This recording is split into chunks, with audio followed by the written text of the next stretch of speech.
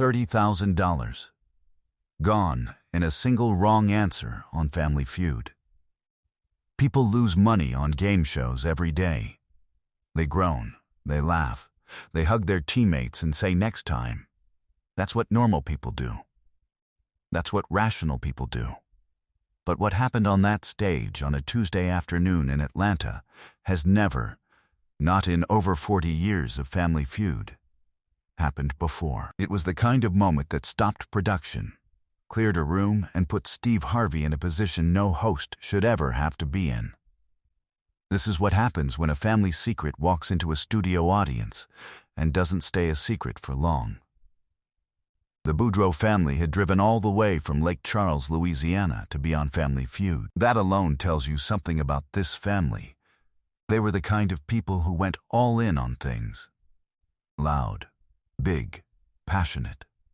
The type of extended family that fills up the back half of a restaurant and makes everyone around them either smile or move their table. There were 5 of them.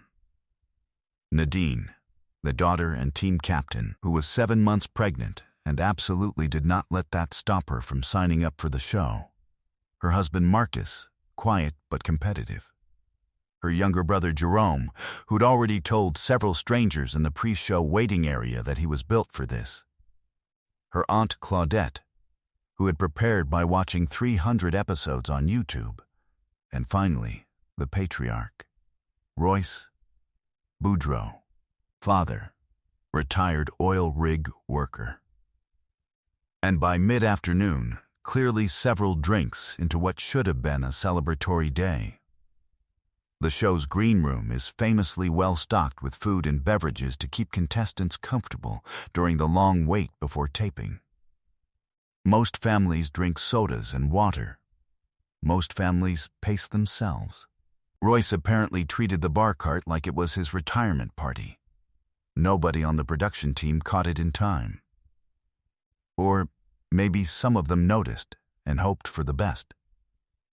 Either way, by the time the Budro family was called to the stage, Royce was walking with the careful, deliberate precision of a man who knew he was drunk and was trying very hard not to show it. Which, as anyone who has ever seen a drunk person trying to walk straight will tell you, makes it significantly more obvious. The Budro family was electric in the early rounds. Nadine, despite her very visible pregnancy, played with the energy of someone who had trained her whole life for this moment. She buzzed in fast. She read Steve's facial expressions like a chart, and she kept her family loose and focused in equal measure. They won the first 2 rounds and carried $19,000 into the fast money round. The audience was wild for them.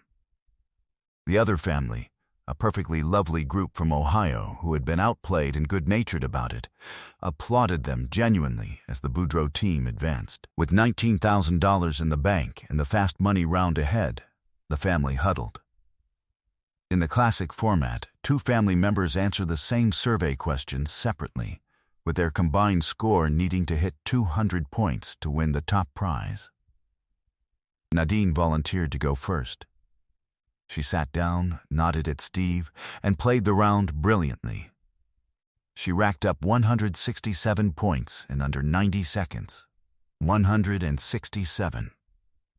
The audience was on its feet before she even finished. The family needed just 33 more points from the second player to win the $30,000 jackpot. And Royce, certain, confident, the way drunk people always are, volunteered to play. Steve Harvey later admitted to interviewers that he had noticed something was off about Royce from the moment the man stepped up to the podium. But there's a rhythm to live television, and breaking that rhythm carries its own risks. And Royce wasn't falling over anything, so Steve kept the show moving. He should have trusted his instincts. The questions came, and Royce struggled. Not in the lovable way contestants sometimes struggle, where they give a ridiculous answer and the family groans playfully and the host milks the comedy for everything it's worth. This was different. Royce was slow between questions. He repeated things Steve hadn't asked him. He laughed at moments that weren't funny and went serious at moments meant to be light. Question 4 asked, "Name something a pregnant woman craves." The correct answers on the board included pickles, ice cream, chocolate, and fruit. Royce stared at the board. He leaned slightly forward. He looked at Steve with the focused, owlish expression of a man trying very hard to appear sober. And then he said, "Attention." The studio went uncomfortable. Not silent, uncomfortable. A few people laughed nervously. Steve Harvey's face did something complicated. "Attention," Steve repeated, turning to the board. Nothing lit up. 2 X's already. 1 left. The family was watching from the sidelines. Nadine with her hands pressed together under her chin. Marcus with his arm around her. Jerome with his eyes closed, like he was praying. Question 5. Name a reason why someone might call in sick to work. Royce nodded vigorously, as if this was his category, as if he'd been waiting for this one.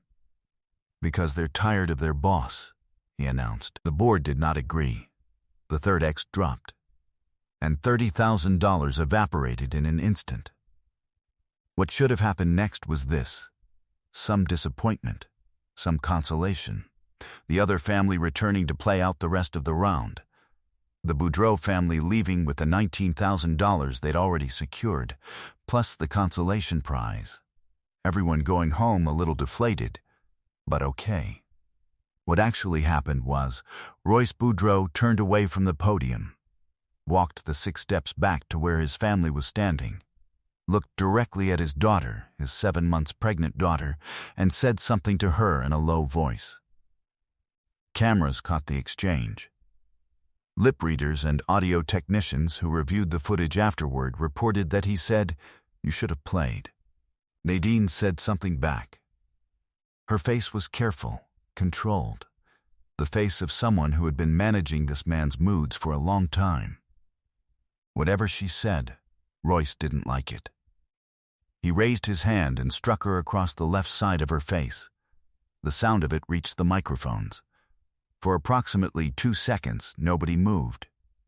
The audience sat in collective shock. The production team froze. Marcus, Nadine's husband, turned toward Royce with an expression that most people in that room would later describe as terrifying.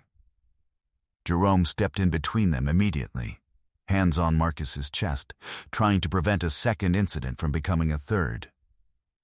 Nadine, for her part, did not cry.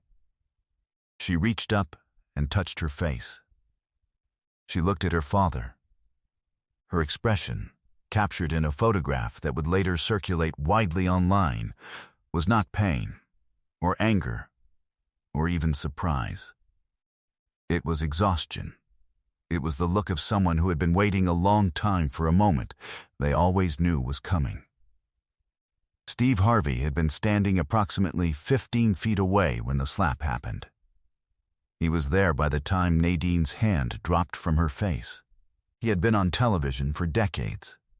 He had handled awkward answers, unexpected confessions, wardrobe malfunctions, contestants fainting, and every variety of human unpredictability a live show can produce. He had always kept his composure. He had always found the move that kept the show moving. This was the first time in his career that Steve Harvey stepped fully out of host mode. He walked directly to Royce Budro. He did not have a microphone in his hand. He stood in front of the older man and spoke quietly, the kind of quiet that is louder than shouting. Production cameras caught Steve's body language rather than his exact words, hands low but tense, feet planted, head slightly forward. The physical posture of a man who had made a decision. 2 security guards reached the stage in under 30 seconds, which is, by all accounts, extremely fast. Royce Budro was escorted from the studio. Steve Harvey then turned to Nadine. He took both of her hands. He spoke to her quietly, privately, for nearly 2 minutes while the audience watched in absolute silence. At the end of whatever he said, Nadine leaned forward, and Steve put his arms around her, carefully, gently, mindful of the pregnancy, and held on. The audience gave her a standing ovation. Taping stopped for 40 minutes while medical personnel checked on Nadine and the production team consulted with legal. Royce Budro was asked to leave the property and was not permitted to return for the remainder of the day. The segment was not aired in the standard format. The network made the decision to handle it carefully, with Nadine's full input and cooperation. Marcus, Nadine's husband, later gave a short statement. "My wife is one of the strongest people I know. What happened to her that day has nothing to do with who she is. She has never let him define her, and she's not going to start now." Nadine herself spoke once publicly about the incident. In an interview she gave 3 weeks later, "I've been protecting him my whole life. I'm done. My daughter doesn't need to grow up watching me protect someone who doesn't deserve it. That's it. That's all I have to say." Their daughter was born 6 weeks later. They named her Stella. Steve Harvey sent a gift to the hospital. A note came with it, handwritten, 3 sentences long. Nadine has never shared what it said, and she doesn't plan to. Royce Budro was charged with misdemeanor battery. The case was settled out of court. He issued a public apology, brief, legalistic, the kind of apology that says sorry without saying it, which Nadine declined to acknowledge. The Budro family kept the $19,000 they had won in the main game. The producers, on Steve Harvey's personal recommendation, added an additional check to cover Nadine's upcoming medical expenses. The exact amount was not disclosed. There are things that live television captures that no drama writer could put on a page. There are truths that emerge under the hot lights and the pressure of a game show that people had spent their whole lives keeping out of the light. What happened to Nadine Budro on that stage was a crime. It was also, by her own account, the moment that freed her. The moment she stopped protecting a version of the family that didn't exist. Steve Harvey, in the weeks that followed, was asked in multiple interviews about the incident. He answered every one of them the same way. "Some things aren't about the show," he said. "Some things are just about being a human being and doing what's right." He didn't elaborate. He didn't need to. If this video moved you, share it with someone who needs to be reminded that speaking up for yourself and for others is always the right call. Subscribe for more of these real human moments that remind us what we're all made of.